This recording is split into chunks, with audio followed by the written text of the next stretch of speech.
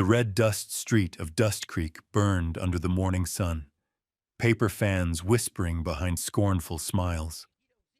Naomi Carter, a black widow in a faded gray dress, walked on in silence, each step striking the earth as if echoing the jeers. Bad omen. No one wants her near.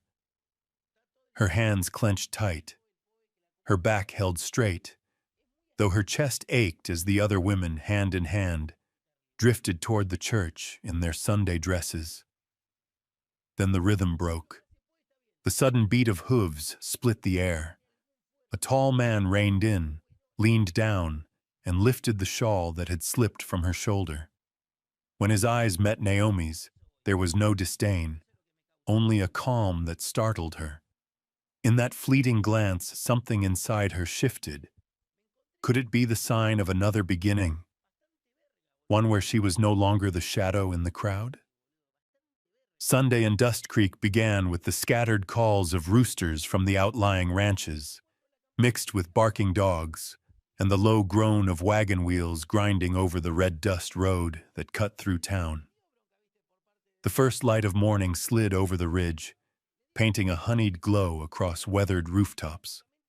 The air was dry, already warning of the heat that would bear down once the sun climbed higher. Naomi Carter smoothed the worn gray of her faded dress, her calloused hand tracing creases she knew would not disappear. She draped a dark shawl across her shoulders, old but clean, washed and left in the night air to hold the scent of sun. A wide-brimmed hat shaded part of her brown face, but it could not hide the tired lines around her eyes. Her old shoes struck the dirt in steady rhythm as she walked toward the small wooden church at the end of the street. Inside her rose a restless mix of hope and unease. Every Sunday, the bell tolled to summon the whole town. Men in white shirts, women in long dresses, children tugging and laughing hand in hand. Naomi usually stood at a distance, knowing the looks meant for her were never the same as for others. Yet this morning a faint urging pressed her forward. Just once, she thought, she would step inside and see if faith and kindness still had room for her. The church doors were wide, the air inside carrying the scents of candles, pine wood, and pressed linen. Naomi drew a breath and moved quietly across the threshold. The murmur of voices faltered. Heads turned. She straightened her back, folded her hands, and fixed her eyes on the empty bench at the rear. The whispers began, soft at first, then sharper, meant to be heard. That's the Carter woman. The Black Widow, dressed up for nothing. Who would sit beside her? Look at her. Thinks this house is clean enough for her kind. A few women stood, skirts rustling as they blocked the aisle. Mrs. Whitmore, full-figured beneath a feathered hat, stepped ahead. Her voice was syrup laid over steel. Miss Carter, the pews are full today. I'm afraid. There's no room for you. Naomi stopped. Heat rushed to her face. The air thickened with every eye fixed on her, none offering mercy. Her heart thudded hard, but she held her silence. Behind her, a girl tittered into a paper fan. Naomi pressed her lips, gave a small nod, and turned. The shawl slid from her shoulder to the floorboards, but she did not stop to gather it. Her shoes carried her down the aisle, each step ringing against their disdain. Outside, the morning sun had risen brighter. As she stepped from the wooden stoop, the church bell tolled again, stretching across the pale sky. It was meant to welcome, but to her ears it sounded like farewell. She kept her head low, quickening her pace along the dusty street. Fine grit lifted with every step, clinging to her hem. The dry breeze stung her eyes, heavy with the weight of all the doors that had closed against her before. Then came the tee sound, hoofbeats rolling steady from the far end of the road. A tall rider appeared on a black horse, drawing near with calm precision. Silas McKenna, the stranger new to Dust Creek, still untouched by rumor. His shirt was rough cotton, sleeves rolled to the elbow, shoulders broad and steady. Dust lay over him, yet in the cut of his gaze there was the stillness of a man who had traveled far. The horse slowed, halting beside the shawl fallen in the street. Silas leaned down, lifted the worn cloth. Dust clung to his hand. He brushed it off lightly before looking up. Naomi, walking ahead, had not noticed. His voice carried, low and even beneath the last chime of the bell. "You dropped this."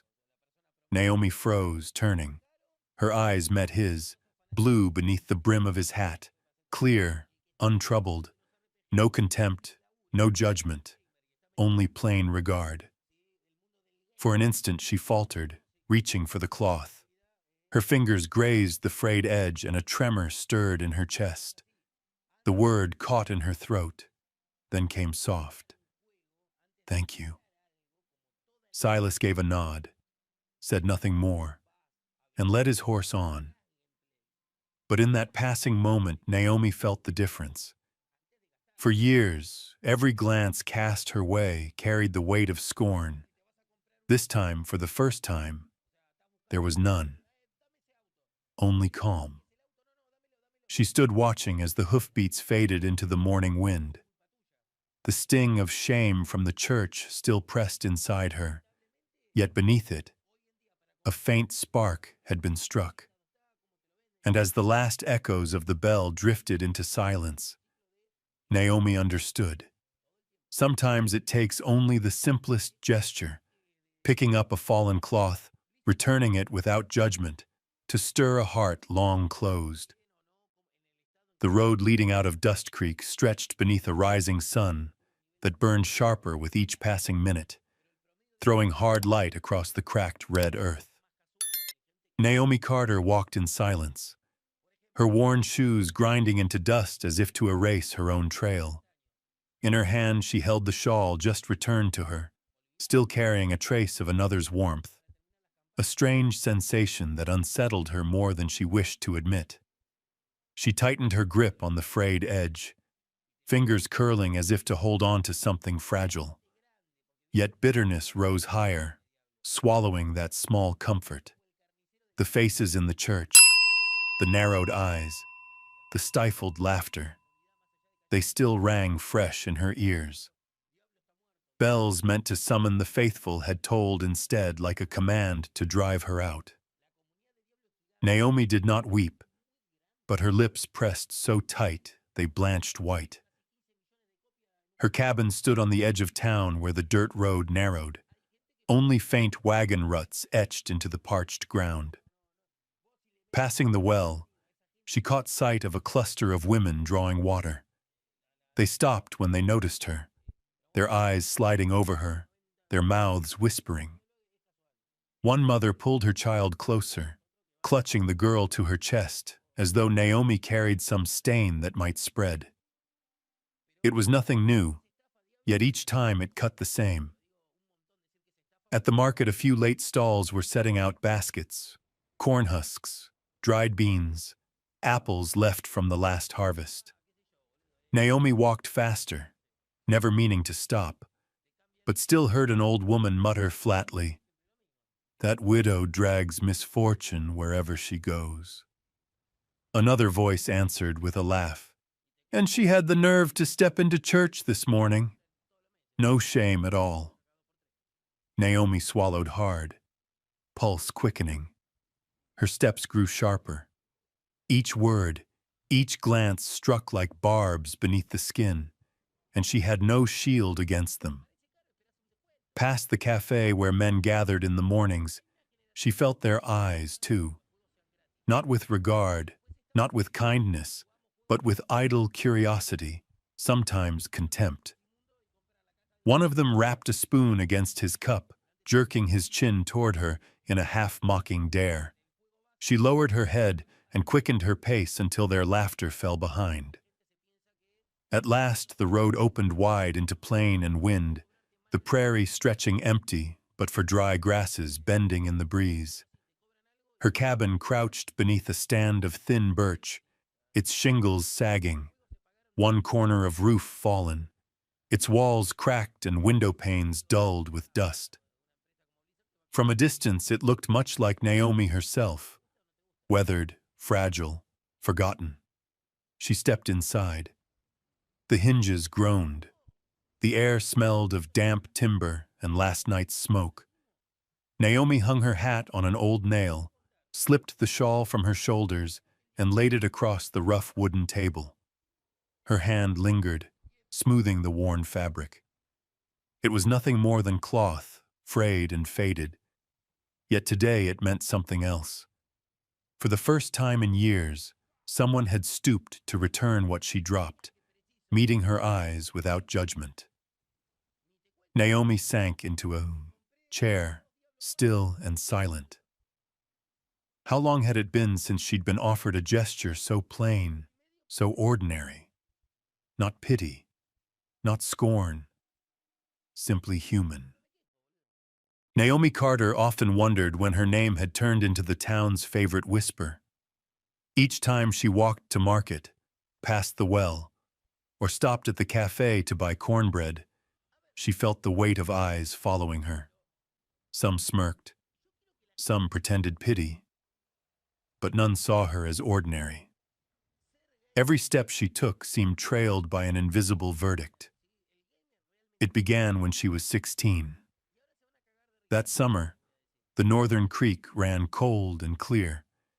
Teenagers gathered there after days of blistering prairie heat. Naomi was no different. She and a few boys her age splashed and laughed, skirts soaked, faces bright in the sunlight. For a moment, they were only children, unaware of where the lines of decency began or ended. But someone had watched, and that was all it took. By the next day, Dust Creek was humming. "That Carter girl is wild," a voice said, and the words carried faster than desert wind. No one remembered her carefree laughter or the way her voice lifted in song. They remembered only a black girl standing among boys at the creek. That picture became the excuse to define her life. The more she resisted, the louder it grew.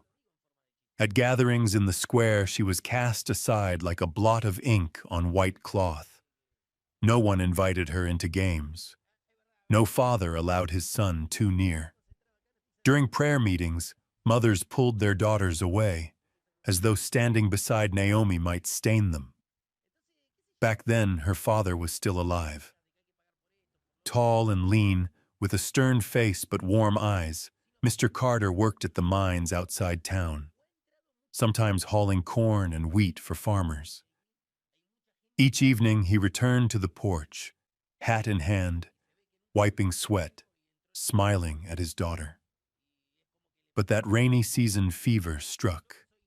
He lay weak, breath shallow, skin slick with cold sweat. At 17, Naomi kept vigil, changing cloths, fetching the doctor. Medicine in Dust Creek was scarce and costly. Within weeks, he was gone. His death split her youth in two. Overnight, laughter fell away. She became the only pillar left. Her mother, frail and worn from years of hardship, clung on through one winter, then followed him into the ground. Orphaned, Naomi stood alone in the crooked cabin at the edge of town. To others, it only proved the gossip. Her parents left nothing but wildness, they muttered. At harvest dances, she sat in the corner, listening, unseen except as a shadow. Whenever the creek was mentioned, heads turned and lips curled half-hidden smiles. She remembered a night in the square at 18. The whole town gathered, fiddle music rising, lanterns glowing. She stood among them, aching to join the circle of dancers. Not a single hand reached out. She stayed on the edge until the music faded, laughter thinning, and someone whispered behind her, "Any man who takes Carter's girl would bring the sky down." The words nailed shut a door she had no power to open. In the years that followed, Naomi lived by quiet pride. She would not bow for acceptance. Yet cold shoulders never grew easier. At market she was sold wilted goods. At the well she drew water only after all others left. At the cafe, men eyed her with mockery thinly veiled as jest. Sometimes she wondered if things would be different had her father lived. Perhaps he would have stood in the square, declaring his daughter clean. Perhaps his word would have silenced wagging tongues. But he was gone, taking the last shield she had. That grief hardened into walls. The more they shunned her, the straighter she stood. Yet deep inside, Naomi remained that 16-year-old girl on the creek bank, laughing in sunlight, unaware that one carefree afternoon could define her whole life. At night, by the faint glow of an oil lamp, memory returned. The ripple of water, the shimmer of light, the teasing shouts of youth. A pure moment twisted into a sentence she never escaped. Years had passed. She had grown used to exile. But the scar of youth remained, raw beneath the surface. That scar shaped her into the woman she had become. Strong, unbending, yet still yearning for one thing: to be seen as she truly was, not as rumor claimed her to be. Naomi Carter married at 20. In Dust Creek, it was nothing unusual. Girls grew up, and when the time came, they found another roof to live beneath. But for Naomi, marriage felt less like destiny and more like a brief shelter in the storm of her life. Her husband was Isaac Turner, a young miner, quiet but kind. He paid no mind to the gossip that clung to Naomi. The first time they met at the well, he had asked simply, "Need help carrying that bucket?" No sweet words, no false charm. That question touched her more deeply than any flattery. Few in town even spoke to her, let alone offered help. They wed in a small ceremony. A few distant kin of Isaac came to witness, but hardly anyone from Naomi's side. Mrs. Whitmore and her circle of whispering women attended too, their eyes sharp, waiting for the marriage to collapse. Naomi wore a plain white dress she had sewn herself from her mother's old garments. Yet when Isaac held her hand before the church and said, "I'll take care of you," she believed, just maybe, life had chosen to show mercy at last. But happiness was short-lived. Isaac worked the coal mine south of Dust Creek. For many families, the mine was bread and butter, but also a grave. 3 months after the wedding, while Naomi was still learning to be a wife, tragedy struck. After a hard rain, the shaft collapsed. Rock and timber buried more than 10 men. Isaac was among them. Naomi ran to the site, voice breaking as she begged to be let down. The men held her back, shaking their heads. When Isaac's body was finally carried up, his face was blackened with coal dust, his lips sealed, dried blood at the corner of his mouth. Naomi dropped to her knees, clutching him against her. Her cries echoed down the ravine. Around her, men bowed their heads briefly, then turned away. In Dust Creek, death in the mines was common. Nothing more to be said. From that day on, Naomi was a widow. The small cabin on the edge of town, already worn thin, was now hers alone. The debt Isaac left behind tightened like a rope around her neck. They had borrowed to buy a pair of horses, hoping to build a livelihood. With Isaac gone, the loan became her burden. Each month, the bank manager came knocking, voice dry as chalk. "If you don't pay, you know what happens." Naomi could only nod, scraping coins from odd jobs to hand over.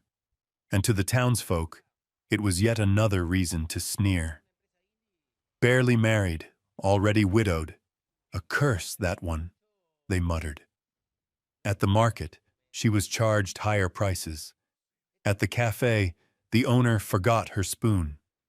Children sometimes hurled stones at her cabin, chanting, "Crazy widow!" Naomi said nothing. She bent to gather each rock from her porch in silence. Some nights she sat before the cold hearth, staring into the dark. Loneliness pressed close as a wall. No husband, no parents, not a single friend. Only a sagging cabin, the wind howling through cracks, and a heart drained dry.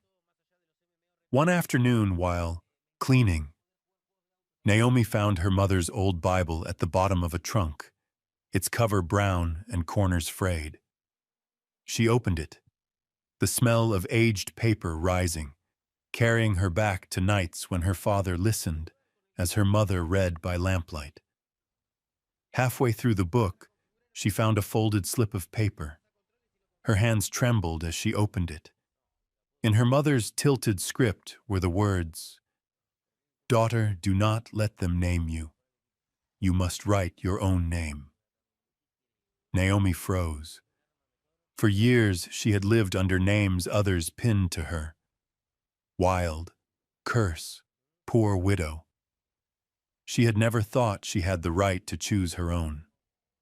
Her mother's words, left behind before death, were a final gift.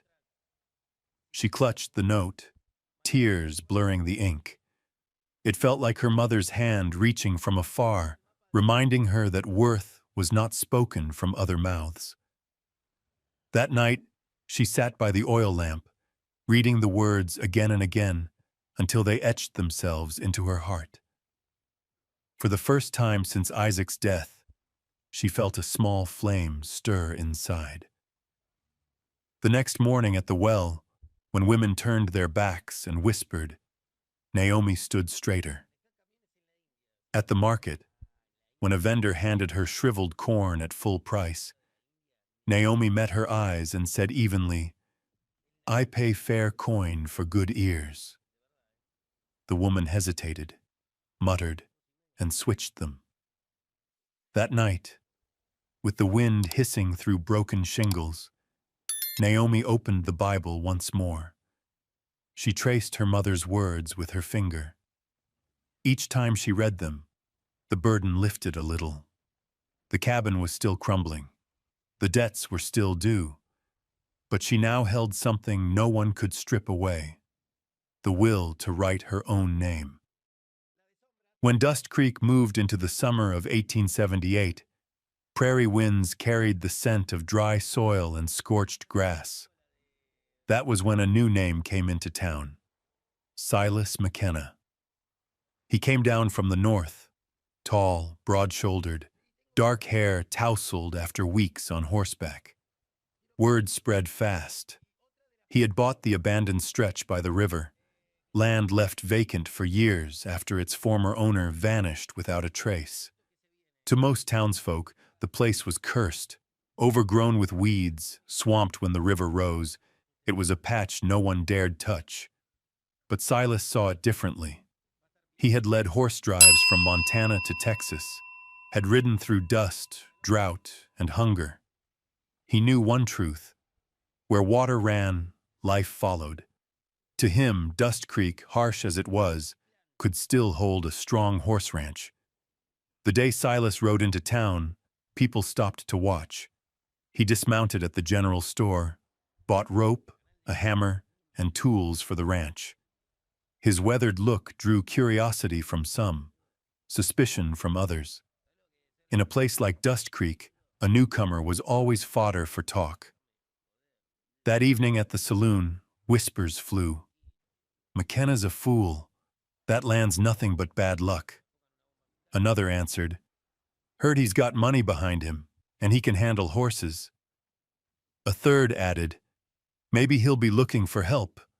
Can't build it alone." The talk reached Naomi Carter. Next morning at the market, while she chose cornmeal, she overheard two men at the onion stall. One said, "If McKenna hires, no one in town will go near him.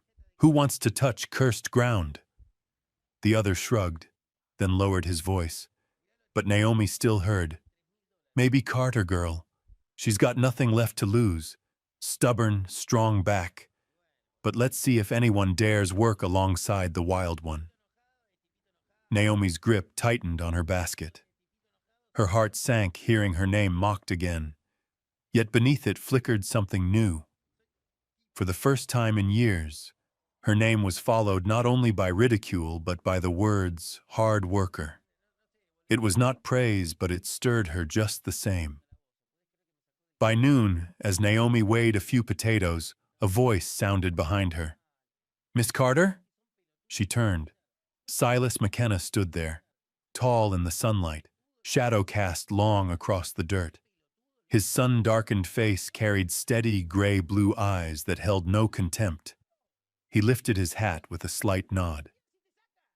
"Heard you can handle hard work," he said plain, without pause. "I need a hand at the horse ranch. Bought the riverland. Can't build it alone." Naomi froze. A man just off the trail, barely known in town, daring to say aloud what others had never admitted. Before she could speak, another voice cut in. Jonas Fletcher, son of the lumber merchant, strode up with a smile that mixed friendliness and scorn. "McKenna, don't waste breath on her. Everyone in Dust Creek knows she's—" He let his eyes slide over Naomi, then finished with a sneer. "Not fit for a wife. Less so for honest work."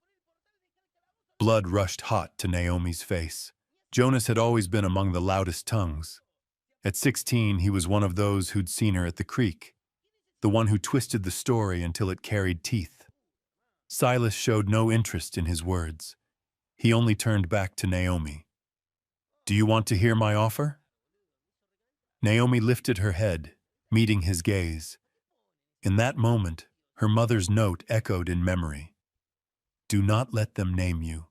Write your own name." She drew a breath. "Tell me straight." Silas nodded, as though he had waited for that reply. "I'm building a horse ranch. The river gives grass and water. What I need is strength. I don't hire slackers. I look for those who stand tall. I heard you're stubborn. That means you'll work. I don't care about the rest." Naomi stood still. It was rare to hear her name spoken without venom or pity. In his tone there was only clarity. Jonas gave a short laugh and walked off, tossing words behind him. "Careful, McKenna. That girl brings bad luck wherever she sets foot." Silas's mouth tipped in a faint curve, dismissing it.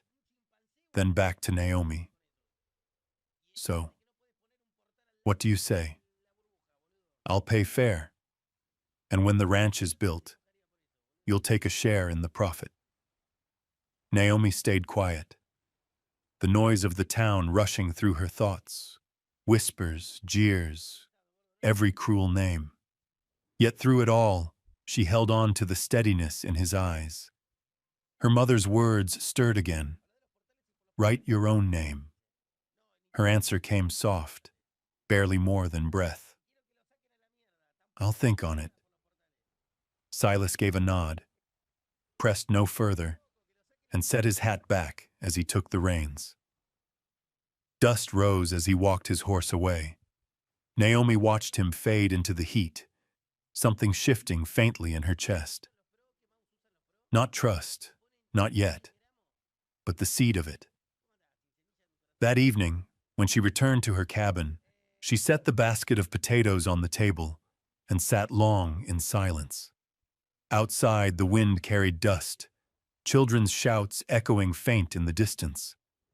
But inside her, for the first time in many years, a door had cracked open toward something beyond exile. Naomi Carter had never trusted promises.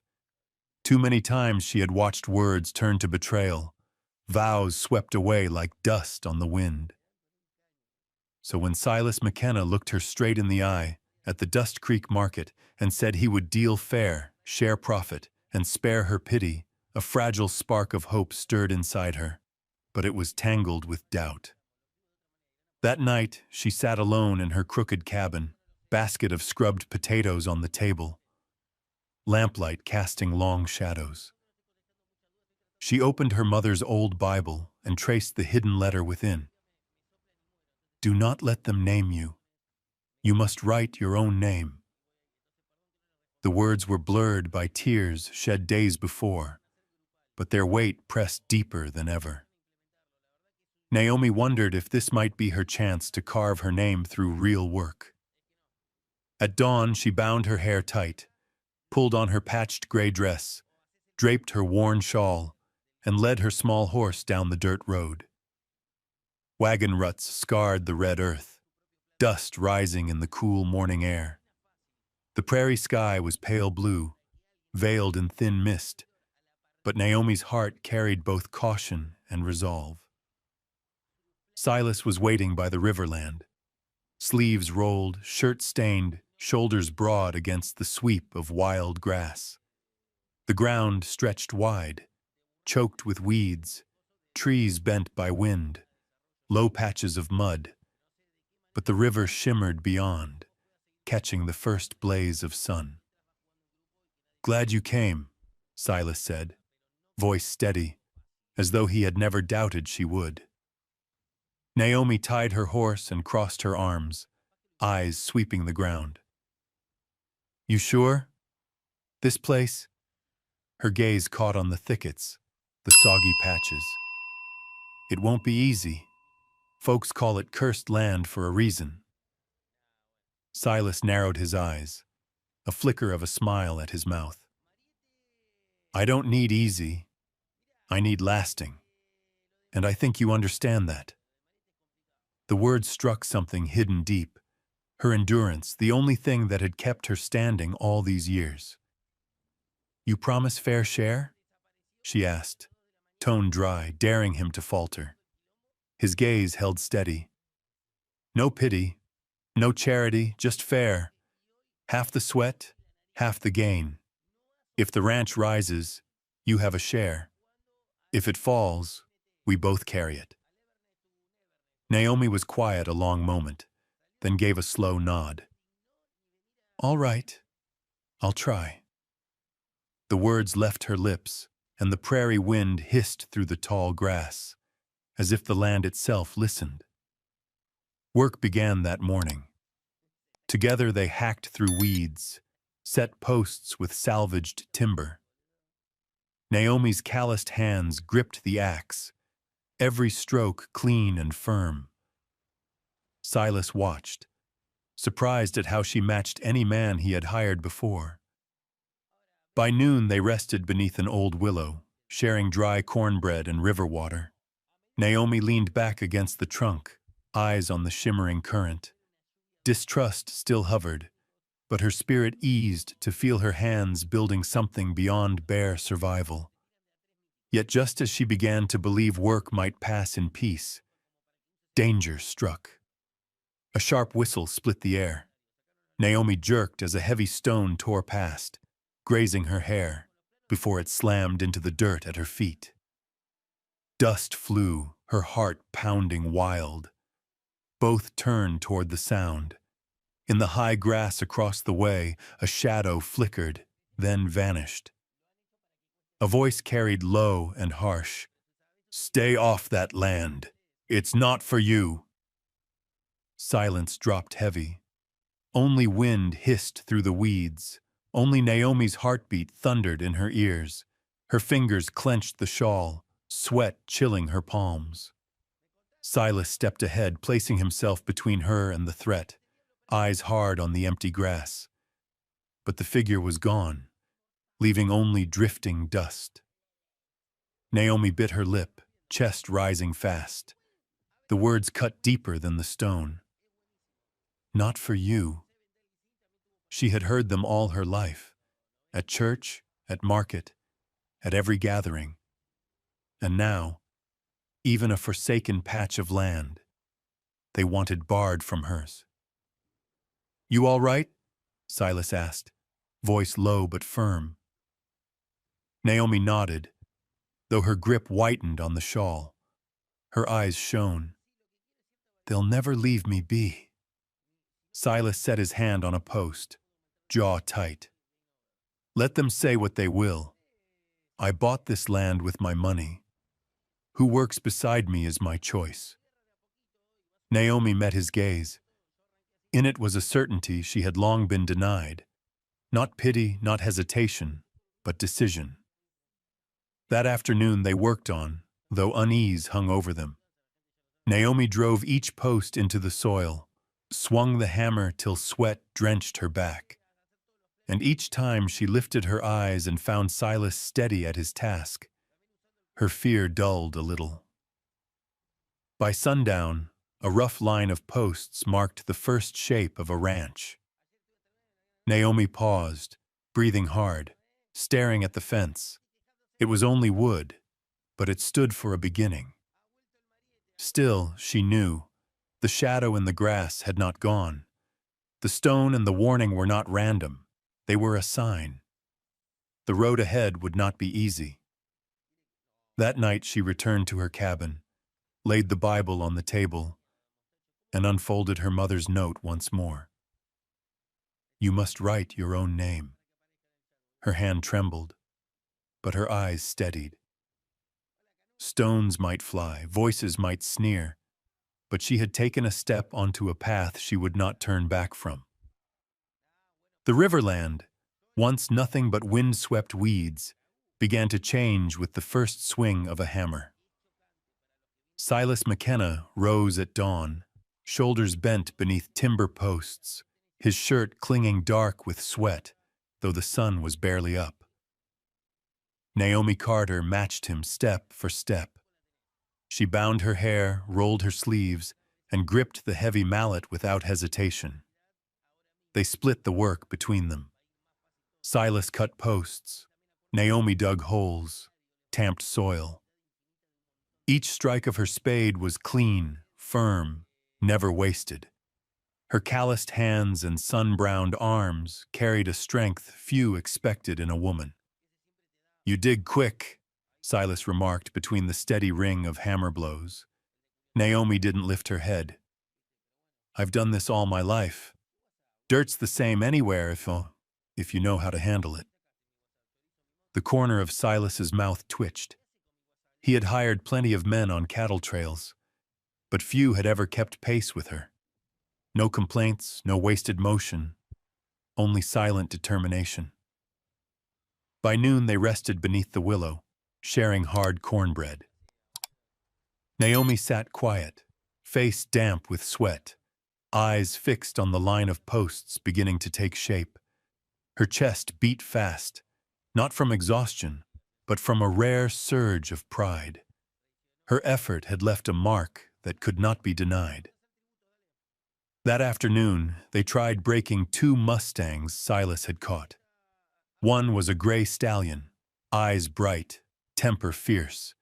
It reared, snorting, hooves pounding the ground.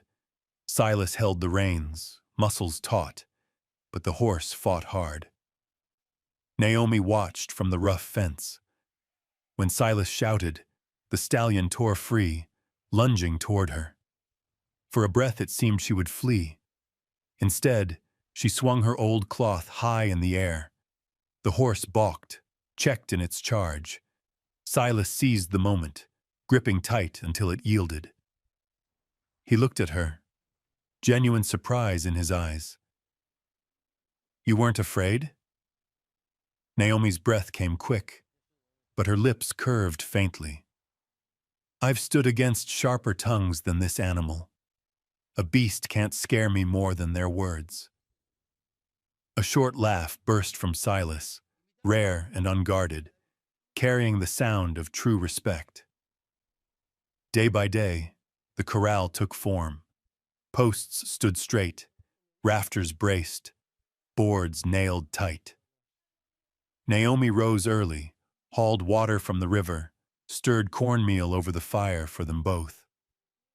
Silas ate little, spoke less, yet sometimes when Naomi bent tying rope, his eyes lingered a beat longer, as though holding the sight in memory. One evening, with the sun blazing red behind the ridge, Naomi sat on a plank step, unlacing boots thick with dirt. Her feet were raw, blisters breaking. Silas stepped near, crouched beside her. "Let me fetch a bandage." Naomi stiffened, then shook her head. "No need, I'm used to it." His gaze was firm but gentle. "Getting used to pain doesn't mean you have to live with it." Naomi lowered her eyes, lips pressed thin. How long had it been since anyone spoke to her that way? Folks only ever told her to endure, to keep silent, to bear it alone. Yet, here stood a stranger who dared to see her wound and call it worthy of care. That night, they sat by the fire outside the corral. Wood cracked in the wind, smoke curling with the scent of wild grass. Naomi ladled him a bowl of hot corn stew. He tasted, nodded.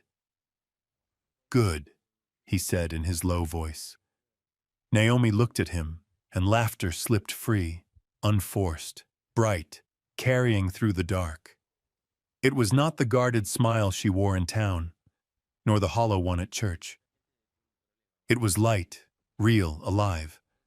Firelight caught in her dark eyes, making them shine like stars.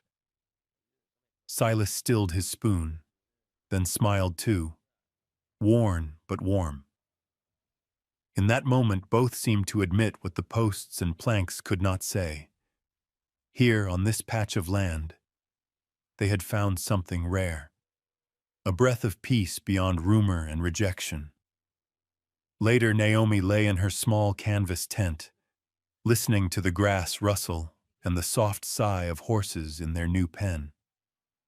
Outside, the fire sank to embers, glowing faint and red. She closed her eyes, heart trembling with a thought she had not dared hold for years. Perhaps after all the years of exile, she had finally found a place where she might belong, even if only at the beginning.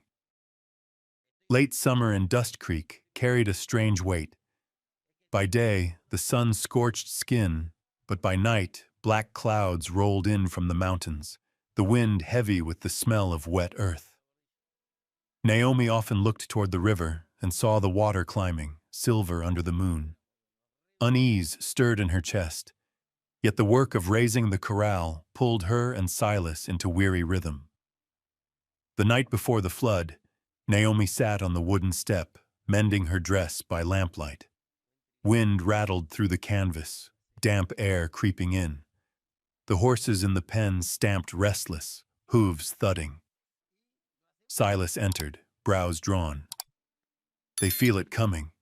The river's rising faster than I thought." Naomi lifted her eyes, needle paused in her hand. "You think it'll break over?" He nodded, face tight. "If rain doesn't let up tonight, by morning we'll have to drive them to higher ground." He stepped back into the storm. Soon Naomi heard the first drops, soft at first, then pounding, as if stones rained down on the roof. Never had she felt the sky shift so violently. At dawn, the roar of the river jolted her awake. She ran out, rain slashing her face, clothes drenched in seconds. The river had spilled its banks, dragging branches and stone in its churn. The horses screamed in the corral, crashing against the rails. Silas was already there, soaked to the bone, shouting above the storm, "Get them out! Drive them to the rise!" Naomi plunged into the chaos. She seized the reins of a bay, voice sharp as she pulled it through the mud. Hooves slipped, nearly toppling her, but she held firm, forcing it toward the ridge. Then came a scream like none she'd heard. A young colt swept from the ground by the rushing current. Its small body flailed, eyes wild. Without thought, Naomi leapt. The water gripped her like iron, Cold, furious, dragging her down. She clawed forward, arms outstretched, catching the colt around its neck. Its hooves struck out, nearly striking her shoulder. The current spun them both. Through the roar she heard Silas shout her name. "Naomi, hold on!" Water stung her eyes, burned her lungs, but she refused to let go. She locked her arms around the colt. In a flash of strength, another weight closed around her. Silas, plunging in, one arm hooked around them both. With powerful kicks he dragged against the river's pull, forcing them inch by inch toward the bank. They collapsed onto the soaked ground, coughing, gasping. Naomi's chest heaved, throat raw. The colt trembled, but lived. Silas dropped beside her, rain streaming down his face, eyes burning with anger and relief. "You could have drowned!" he barked, voice hoarse. "Did you think you could fight the whole river?" Naomi clutched the colt, voice rasping between coughs. "If I hadn't gone, it would have died." Silas stared at her, blue eyes fierce in the storm. At last he exhaled, long and heavy. His hand pressed to her shoulder, a grip caught between reproach and respect. The rain hammered all through the day. Together they drove the herd to higher ground, throwing up a rough fence as the river clawed away their work. By nightfall, the storm relented, leaving the riverbanks sodden and broken. At sunrise, the damage lay plain. Part of the bank had collapsed, exposing dark earth and rotted timbers beneath. Among the debris, boards surfaced, scarred by water, yet marked with letters. Naomi knelt, scraping mud away, breath catching. Carved into the wood, rough but clear, were the words, "Samuel Harlan, 1869. She looked up at Silas, voice unsteady. That's the old owner. Folks said he vanished without a trace." Silas lifted another board, wiping it clean. The same name appeared. He stood still, gaze hard on the churned river. Maybe he didn't vanish. Maybe he was buried right here. Naomi wrapped her shawl tighter, heart thudding. The warning stone, the shouted threat, all of it tangled now into a larger truth. Someone did not want them touching this ground, perhaps because of what lay beneath it. They spent the afternoon hauling the boards beneath shelter. Though the sky cleared, a chill lingered in Naomi's bones. Silas's words echoed. Not vanished, buried. That night, by a smoky fire, Naomi sat drawn close, eyes on the black river. Horses sighed in their pen, grass whispered in the dark. Her chest carried the weight of dread, but threaded with resolve. If truth had risen from the earth, she would not turn away. Silas sat across from her, long silent, then said low, "Tomorrow we start again. Fences can be rebuilt. But this," he nodded toward the stacked boards, "we'll need to know the rest." Naomi gave a small nod. Firelight caught in her eyes. Fear and steel mingled deep. She knew the flood had carried more than mud to the surface. It had laid bare a secret Dust Creek had tried to keep drowned. After the flood, the riverland no longer felt quiet. The horses had been saved, the corral rebuilt, but in their place whispers crept through Dust Creek. At first only a few murmurs by the well or the market. Soon it shaped into a full rumor, rooted in every corner of town. "That Carter woman, she's ensnaring Silas McKenna. The riverland's not hers, yet look, she's there all day long. Women like her, they'll drag any man down with them." Naomi heard the words outside the general store. She quickened her pace, face set, but her hand gripped the basket so hard her knuckles turned white. She had been the target of whispers before, but this time they carried more weight. because they dragged Silas into the circle with her. One morning at the market, Naomi paused for salt. Mrs. Whitmore stood on the porch of the cafe, queen among Dust Creek's women, the same who had once driven Naomi out of church. Today she did not whisper. Her shrill voice carried clear for all to hear. Shameful! She dares show her face after snaring a newcomer. This town's carried rumor long enough. Now it's plain. Naomi Carter is nothing but a crow hunting for a perch. The square fell still. Women exchanged nods of agreement. Some men averted their eyes, but the corners of their mouths twitched. Naomi stood frozen, her basket trembling in her grasp. For a moment she wanted to cry out, to shout that none of them had waded through mud to save the herd, that none had nearly drowned for that land. But her throat locked tight. Their stares pinned her in place, full of scornful delight. She turned and walked fast, heart pounding against her ribs. The rumor did not die. It spread faster than the flood itself, into church, into saloon, into the town hall. Within days, a community meeting was called. The topic, the matter of the riverland. Everyone knew it was a hidden trial for Naomi. By afternoon, the hall was packed. On the high platform, the aging mayor struck his gavel. Below, townsfolk crowded close, eyes drawn to one corner. Naomi sat there, back straight, hands folded on her lap, her mother's shawl clutched tight. Silas stood beside her, broad shoulders like a silent shield. Mrs. Whitmore stepped forward, silk skirts swishing, fan flicking with sharp precision. Her voice rang, triumphant. We all know that land by the river has been avoided for years, and now this woman, Naomi Carter, sets foot there as if it were hers. Worse, she clings to Mr. Silas McKenna, a stranger here, to cover her scheme of claiming it. The crowd buzzed. Some nodded. Others crossed their arms. Naomi's chest tightened, but her gaze never left Mrs. Whitmore. The lies cut like knives, but they no longer made her shrink. Silas moved as if to speak, but the mayor raised his hand. Let others have their say first. Another man's voice rose. I see her there every day. A widow with no father or husband, standing equal to men. Tell me if that's right. Noise swelled. Words hurled like stones. Wild. Out of place.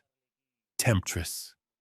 Naomi sat still, back firm, though her insides churned. She heard Silas draw breath, ready to step forward. But something inside her stirred. If she let him speak, they would say she leaned on a man. If she stayed silent, they would keep her caged in the name they had given her. Naomi set the shawl aside and rose. The hall hushed a beat. Whispers ebbed as she walked to the center of the floor. Oil lamps swung above, casting her tall shadow across the wall.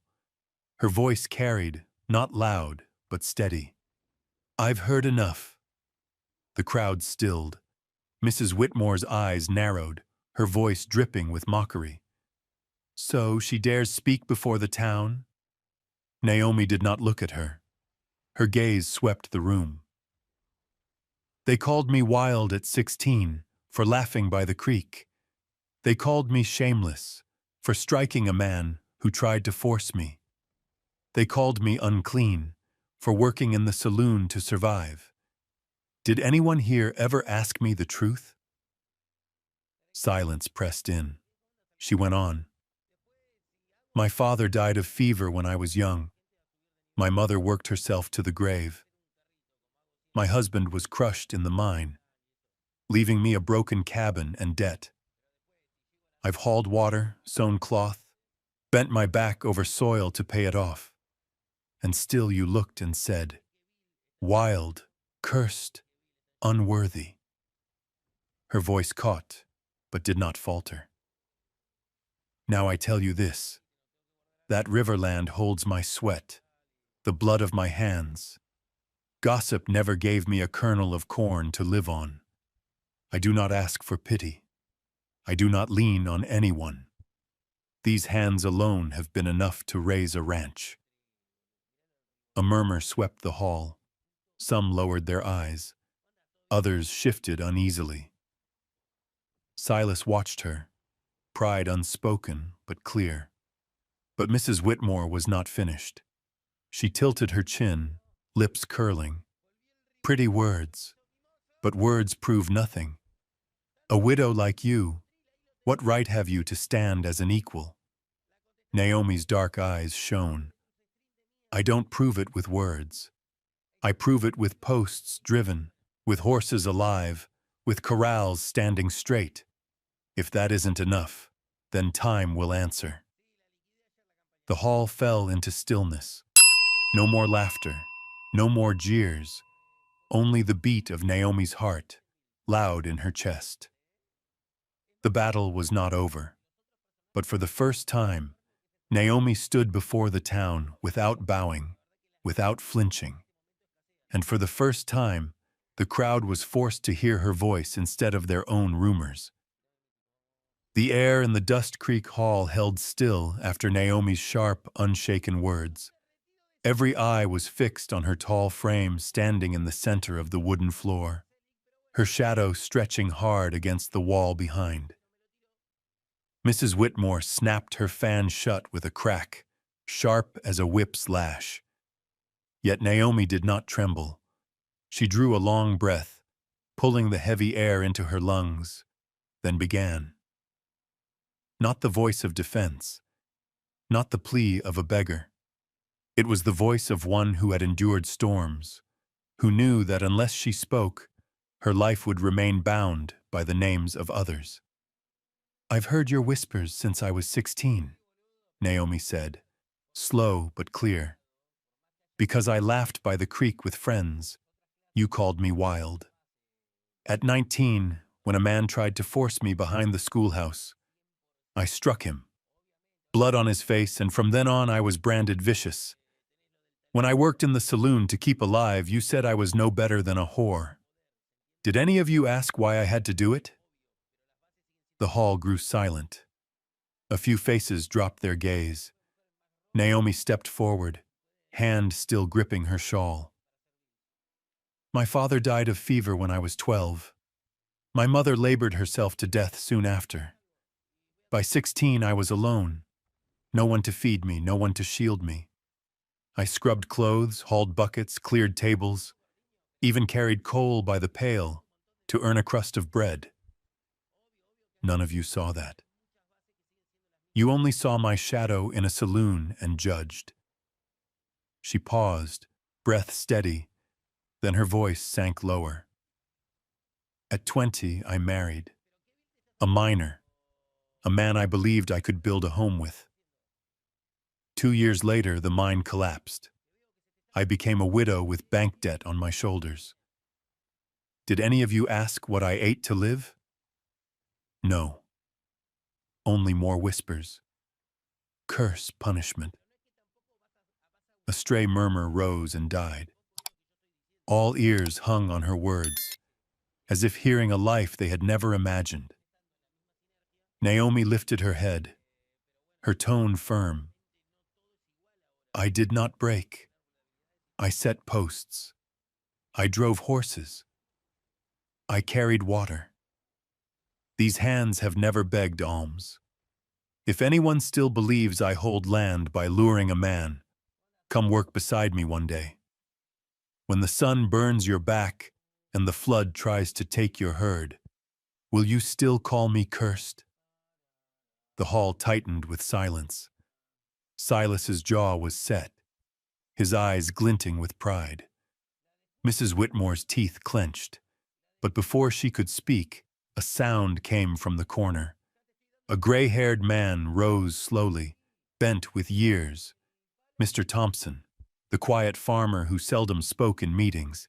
He stared at Naomi, then turned to the crowd. His voice rasped but carried, as if holding back this truth too long. "I have something to say." The hall turned.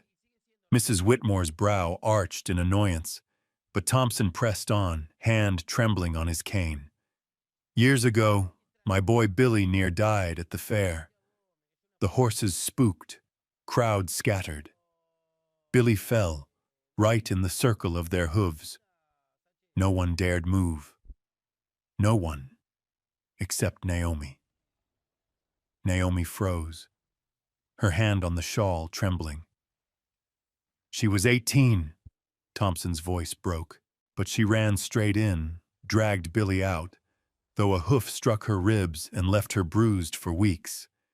My boy lives today because of her, and I kept silent. I let the town's words bury her. I was a coward. But today, hearing this judgment again, I can't stay quiet." A ripple stirred the crowd. Faces shifted toward Naomi, their looks no longer filled with scorn alone, but with unease, even shame. Naomi's chest tightened. She had never thought that moment would surface again.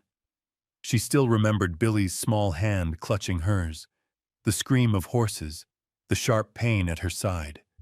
She had never believed anyone had remembered. Thompson turned to Mrs. Whitmore, his tone hard. "If Naomi hadn't saved my boy, would I hear his laughter today? And if you still call her cursed, remember, it was that curse who saved a life in this town." The room fell into utter stillness. Eyes on Naomi shifted, some softening, some guilty. A few women lowered their faces, lips pressed thin. Naomi breathed deep, her own eyes stinging. But she stood tall, dry-eyed, shoulders square. She did not weep, did not smile. She let the truth stand in her place. The mayor tapped his gavel softly, voice slow. "That's enough. I believe we've heard what needed saying." Naomi walked back to her seat. As she passed, her eyes met Silas's. His gaze held no pity now, only respect, something she had never expected to see. For the first time in years, Naomi looked around and saw eyes that did not hold only contempt. They carried hesitation, regret, and the faint spark of recognition. She clenched the shawl in her hand. The fight was far from over, but today, at least, her voice had risen, and it had been heard. After the town meeting, the wind shifted in Dust Creek. Folks no longer looked at Naomi Carter with the same cold indifference or sharp disdain. They did not all open their arms, but the air had changed. At the cafe, an old woman gave her a slow nod as she passed. At the market, baskets were no longer yanked back as if her presence carried stain. Small changes, yet enough for Naomi to feel a shaft of light breaking through. Silas McKenna made no secret of it. From that day, he walked beside her more often. When they hauled lumber, he never looked away from the eyes watching. When they entered town, he slowed his horse so Naomi's steps matched his. Every gesture was its own declaration. She was no outcast. But the clearest words came one late spring morning by the riverbank, where floodwaters had once raged, but now grass grew green again, wildflowers in yellow and purple spreading wide. The town gathered not to judge, nor to argue, but to witness what had never been seen before in Dust Creek. A man publicly choosing a widowed woman of color as his wife. Naomi stood beneath the birch trees, clothed in a simple white cotton dress edged with small lace. No riches, no extravagance, but every stitch was set by hands of women from town, women who had once turned away. They offered no apology, but the dress itself was another kind of answer. Acknowledgement had begun. As whispers stirred, Silas stepped forward.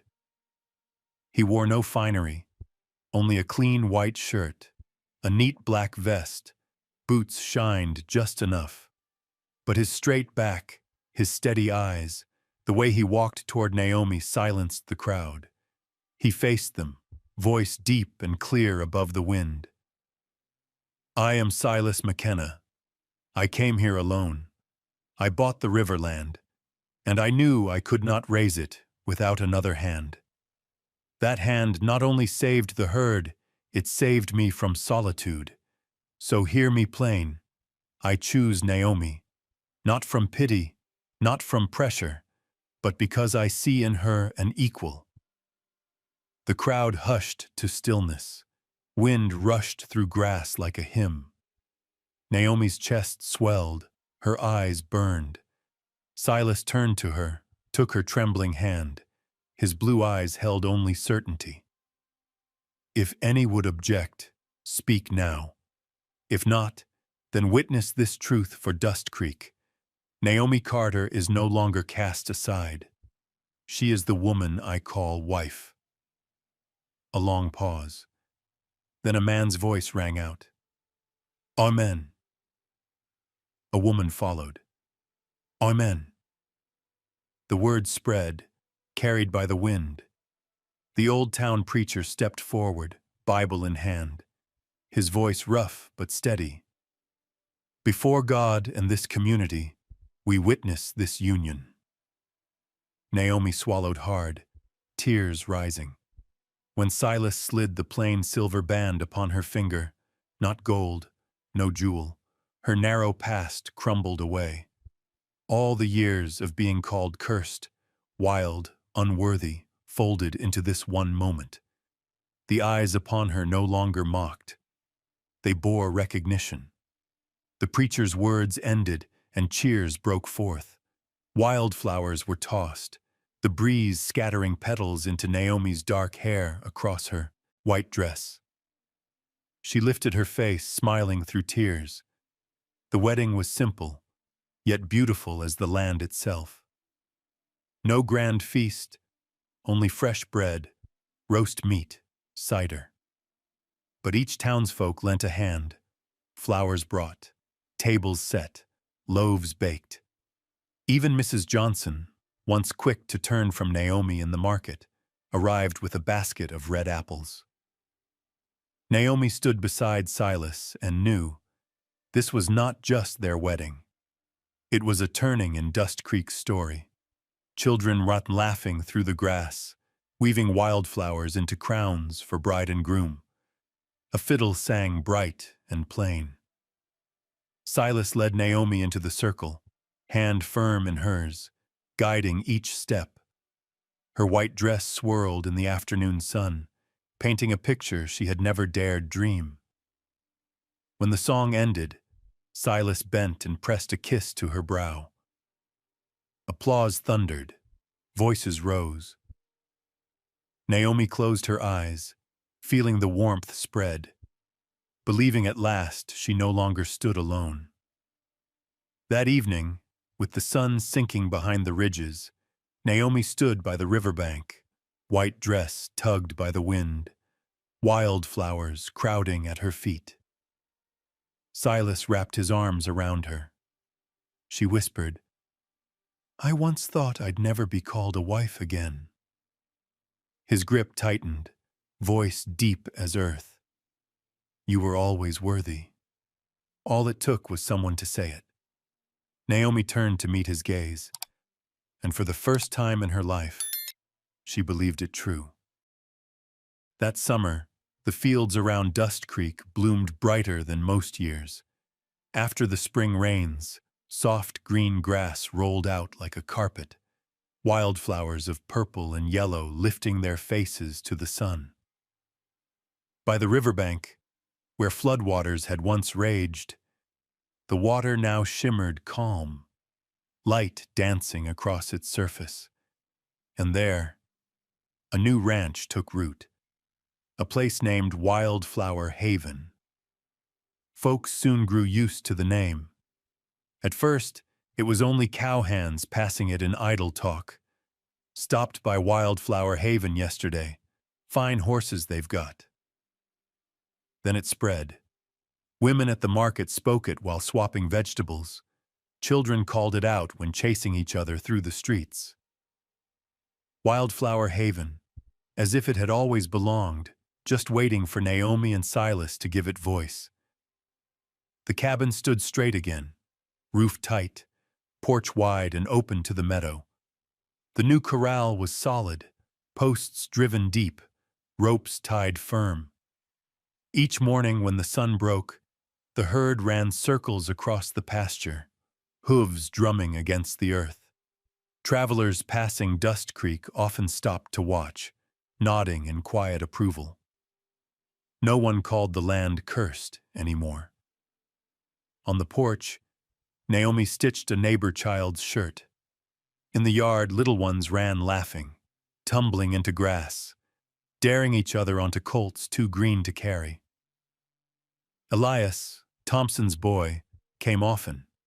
His father, who had once stood for Naomi in the town hall, brought baskets of corn and potatoes, as if repaying years of silence.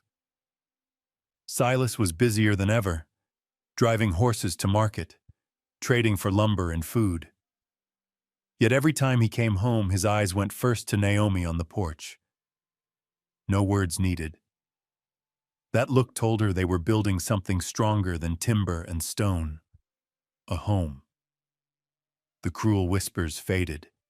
Folks no longer called Naomi cursed or wild. Instead, they spoke of her skill with horses, her firm hand in work, the gentleness in teaching neighbor children letters beneath the birches.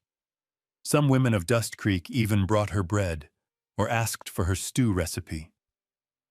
Naomi did not forget the past, but she smiled and received them. Change, she knew, did not come from apologies spoken, but from the way people acted now. Yet the land still carried its buried truth. The flood had unearthed planks carved with the name Jeremiah Huxley, the ranch's former owner.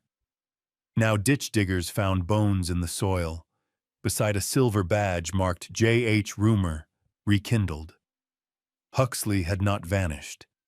He had been silenced. And whispers pointed toward certain wealthy men who had once quarreled over that land. Instead of shunning Silas and Naomi, the town showed greater respect.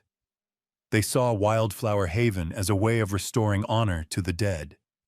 Naomi and Silas had not only built a ranch, they had redeemed ground long shadowed by lies. On the day the discovery was spoken aloud, townsfolk gathered at Wildflower Haven.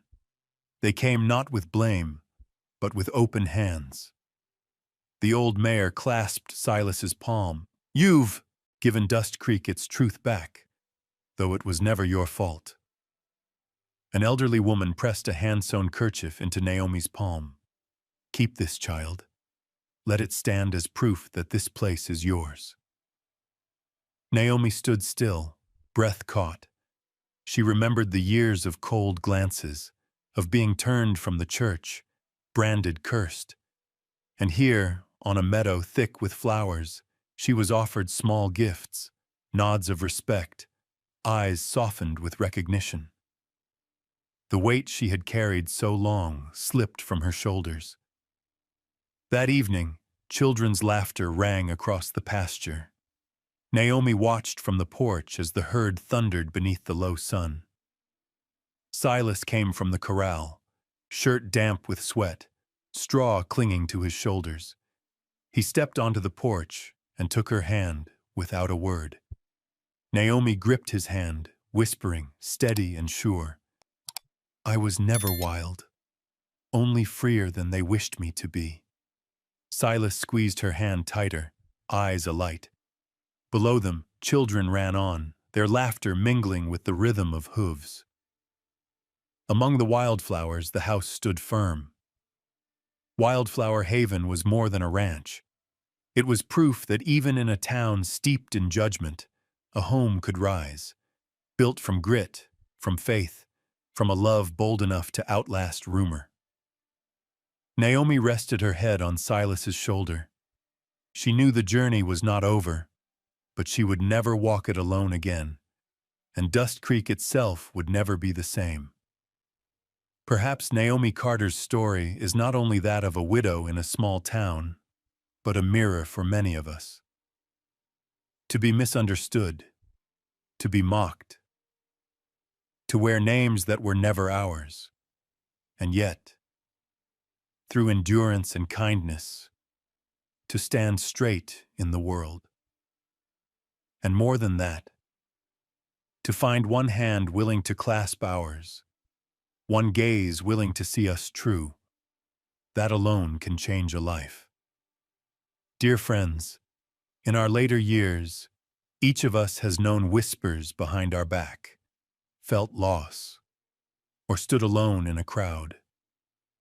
This story reminds us that it is never too late to find a place called home, or a companion to walk beside. If this tale touched your memory or your faith, please share your thoughts in the comments.